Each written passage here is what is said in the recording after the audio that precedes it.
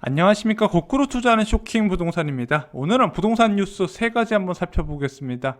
자, 첫 번째 소식입니다. 부부 공동명의 1주택도 종부세, 고령자, 장기 보유 세액공제가 가능하다고 언론 보도가 나왔습니다. 자, 세부적으로 살펴볼게요. 내년부터 공동명의로 1주택을 보유한 세대도 종합부동산세를 납부할 때 고령자 세액공제와 장기보유 세액공제를 받을 수 있을 전망이다. 원래는 안 된다고 했거든요. 왜냐면 정부는 그동안 1주택자 공동명의는 최대 12억 원의 종합부동산세의 기본공제를 받기 때문에 추가로 세액공제를 받는 것은 형평성 차원에서 적절하지 않다는 입장이었습니다. 그런데 이번에 여야가 합의된 내용은요, 세액공제 혜택을 받되 단독명의자처럼 9억 원 초과분에 대해 종부세를 내거나 세액공제를 받지 않고 지금처럼 6억 원씩 12억 원 초과분에 대해서 종부세를 내는 방식 중 한 가지를 선택하는 것으로 알려져 있더라. 한마디로 좀 더 나는 이렇게 세액공제가 확대될 줄 모르고 공동명의로 가져간 사람한테 기회를 주겠다. 한마디로 배려를 했다는 부분이죠. 자, 올해 8월에 국회에서 통과된 종합부동산세 개정안 부동산 3법이라 해서 많은 부동산 시장의 변화를 가져왔죠.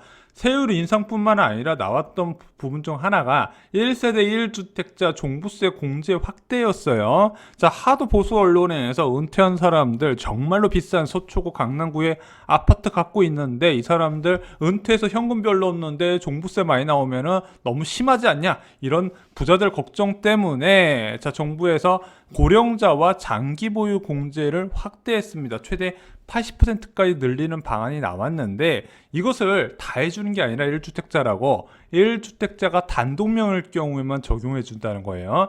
1주택자가 단독명의일 때 종부세 기본공제가 9억 원이 들어가고요.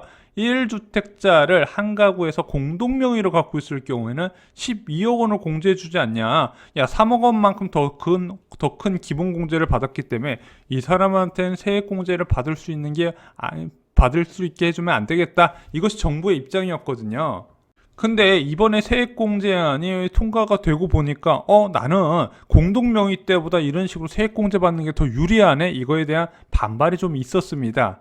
자, 좀 쉽게 설명을 드리면은요, 공시가격 16억 2천짜리가 하나 있습니다. 이 아파트 공동명의로 갖고 있어요. 그래서 공시가격 8억 1천만 원씩 각각 가져가서 종부세 계산을 해요. 기본공제 6억 원씩 적용되니까 과세표준이 2억 1천만 원씩 나와서 이 둘의 종부세 합산 금액이 172만 원이 나옵니다. 근데 이 사람이 단독명의로 갖고 있어요. 만 70세고 10년 정도 보유했습니다. 그냥 실거주자잖아요. 그러면은 과세표준을 9억 공제하고 7억 2천만 원 적용해요. 1.2% 세율이 적용되긴 하는데 여기에 고령자 공제에다가 장기보유 공제까지 해서 최대 80% 세액공제 받으니까 종부세 금액이 절반으로 뚝 떨어져요. 공동명의보다 더 유리한 경우가 생길 수 있더라. 그러면은 자, 이 공동명의한 사람들 마음이 쓰리니까 그 사람들을 배려해줘서 어떤 걸로 갈래? 네가 기본공제 9억하고 세액공제 받는 쪽으로 갈래? 아니면 세액공제 안 받고 원래대로 공동명의니까 그냥 원칙대로 기본공제 12억 받고 세부담 받을래? 이것을 선택할 수 있게 한다는 내용입니다. 그렇다고 제가 볼 때는 기존 종부세 안에서 많이 후퇴한 내용도 아니에요.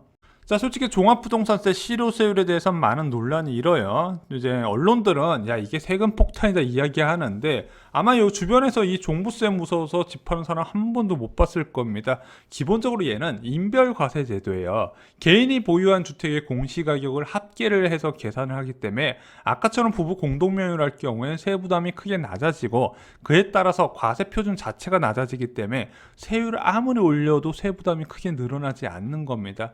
게다가 최근에 무주택 갭 투자가 증가하는데 이 무주택 갭 투자자들도 똑같이 1주택자의 혜택을 제공하기 때문에 이게 과연 최근의 트렌드를 반영한 규제가 맞냐, 이런 비난도 있고요. 또한 다주택자 기본공제 6억 원이 너무 크다. 이것을 원래 710 대책 이전에 3억 원으로 낮춘다는 이야기가 있었는데 최종적으로 반영이 안 됐죠. 그래서 세율을 올리는 것보다 더 중요한 게 이 다주택자 기본공제 축소하는 게 중요하다고 생각합니다. 물론 보수 언론이나 경제신문들의 주장대로 1주택자 세부담 경과시키는 것 자체는 반대하지 않아요. 자, 최근에 부동산 시장의 예비 1차 안전진단 통과 소식이 연이어서 들립니다. 노원구랑 목동 그리고 광진구까지도 1차 안전진단 통과됐다는 소식이 들려오고 있어요. 근데 이 안전진단 통과 소식 이전에 요즘에 재건축 안전진단 신청 크게 늘었구나, 이 부분을 포착하실 수 있을 겁니다. 물론 예비나 1차 안전진단 통과에도 탈락하는 경우 많습니다. 최근에 안전진단 기준에 대한 포커스가 구조 안정성에 맞춰져 있어요. 그전엔 주거 환경이 떨어지면 통과시켜줬는데 지금은 그게 안 된다는 부분이죠. 그래서 목동 9단지나 불광 미성 아파트 같은 경우는 안전진단 통과 못했죠. 자, 그럼에도 불구하고 왜 안전진단 신청을 계속하는 걸까? 이유는 간단합니다. 이런 식으로 밀어내기 무엇인가 재건축 관련 이제 사업 추진이 있는 경우는 결국에는 더 강력한 규제가 있기 때문에 그 전에 빨리 처리하려는 수요가 있다는 부분이죠. 바로 내년 상반기부터 안전진단의 주체가 변경 때문이 되기 때문에 그렇습니다. 자, 6.17 부동산 대책에서 재건축 안전진단의 투명성과 공정성 강화로 두 가지 안이 발표가 됐는데, 첫 번째가 안전진단에 대한 시도 권한 강화예요. 현재는 시군구가 1차 안전진단 기관을 선정하고 이제 진행을 하는데, 앞으로는 1차 안전진단 기관 선정 및 관리 주체를 시도로 변경하고요. 2차 안전진단 의뢰도 시군구에서 시도로 변경하게 된답니다. 아무래도 민원에 좀 덜 예민한 광역단체장이 맡기로 한 부분이고요. 두 번째는 부실 안전진단에 대한 제재도 강화된다고 합니다. 이것이 도시 및 주거환경정비법 개정하고 나서 내년 상반기부터 시행이 돼요. 그런데 최근에 어떤 지역은 안전진단에서 통과하고 어떤 곳은 불합격하는 경우가 많아지면서 이거 깜깜이 문제가 있다, 이런 언론들 지적이 많았는데, 자, 그 이면을 들여다봤더니 구청에서 얼마나 신경 써주냐 안 신경 써주냐에 따라서 안전진단 통과가 되는구나. 왜냐면은 최근에 안전진단 통과한 단지들 보면 얘네들이 구조적인 문제가 있어 보이지는 않거든요. 그럼에도 불구하고 통과해 주는 거는 결국엔 구청의 배려가 있기 때문이다. 그래서 시도에서 담당해라, 그렇게 바뀌었다는 부분이죠. 그것 때문에 제도 시행 이전에 밀어내기 안전진단 신청이 본물을 이루고 있는 겁니다. 내년 상반기 전에 도시 및 주거환경정비법 시행 이전에 이것을 빨리 받아놓으려는 거죠. 솔직히 그것만 받아놓으면 크게 문제없이 재건축 추진이 가능한 부분이니까 그 첫 단추를 끼우려고 이제 노력을 하는 부분인데, 이런 식으로 한번 첫 단추 끼워놓으면 또 첫 단추는 못 낀 단지하고 호가 차이가 나타나거든요. 어찌됐든 일단은 현재 규제 강화가 예정된 상황에서 많은 안전진단 신청이 본물을 이루고 있다, 그 부분 말씀을 드립니다. 자, 마지막 메인 소식 볼게요. 내년에는 둔촌주공 분양할 수 있을까 하는 언론 보도를 볼게요. 둔촌주공 재건축 헛바퀴를 키고 있대요. 자, 일반 분양만 4,700세대에 이르는 국내 최대 단지인 둔촌주공 아파트 재건축의 분양 일정이 안개 속이다. 최근 둔촌주공의 기존 조합 집행부와 반대측 조합원의 법적 다툼은요, 서울 동부지법이 해임을 추진한 조합원의 손을 들어주며 결론이 났으며, 이에 새로운 직무 대리인을 추천받아 선임할 계획으로 알려져 있습니다. 자, 기존의 이제 조합장이 일반 분양가를 만족할 수준을 못 받으니까 해임이 됐죠.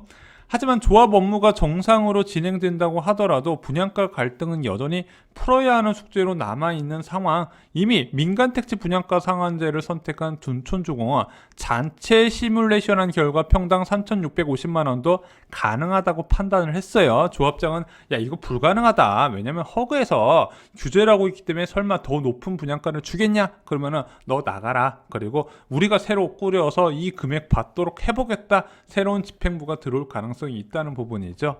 업계에서는 분양 시기를 예측하기 어렵다면서도 내년 하반기쯤은 분양 일정이 나오지 않을까 조심스레 예측을 합니다. 하지만 이게 예측이 거의 불가능한 게, 지금 조합원들이 이 분양가에 대해서 원하는 분양가가 안 나오면은 분양을 안 시킬 가능성이 되게 커요. 후분양을 선택할 가능성도 있습니다.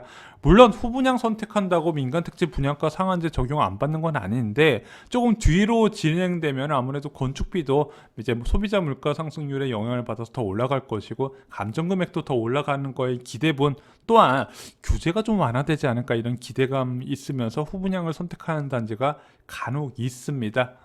자, 그래서 많은 분양 신청자들이 이 둔촌주공을 기다리고 있는데 솔직히 정말로 안개 속이에요. 이 일정을 잡기는 어렵습니다. 완공 일정은 2023년으로 정해져 있는데 분양 일정이 안 난 거예요. 그래서 추진은 계속 잘 되고 있다. 공급적인 부분에서 문제가 없다 말씀을 드리고요. 자, 민간 택지 분양가 상한제를 피할 수 있었던 둔촌주공 과연 분양가 상한제 선택한 거 잘한 걸까? 원래 허그의 통제를 받아서 한 2,900만 원대의 심사를 받을 수 있었는데 아니다. 우린 민간 택지 분양가 상한제 적용받겠다. 왜냐면은 이 민간 택지 분양가 상한제 같은 경우는 정부에서 정한 기본형 건축비의 가산비를 측정하고요. 여기에 감정평가받은 민간 택지 금액으로 분양가를 측정을 해요. 그래서 이것을 잘 받을 수 있을 거다 이런 자신감이 있었던 것 같습니다. 근데 최근에 이 민간 택지 분양가 상한제 적용된 아파트 단지가 있었거든요. 강동구 벽산빌라가 2,569만 원의 분양가가 책정됐어요.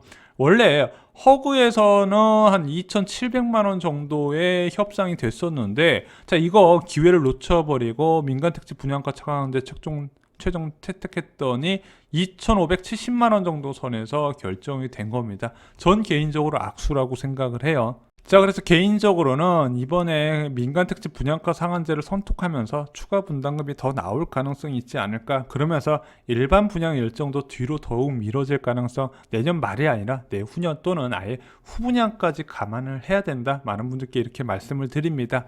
이상으로 쇼킹 부동산 마칩니다. 좋아요, 구독, 공유 꼭 부탁드립니다. 감사합니다.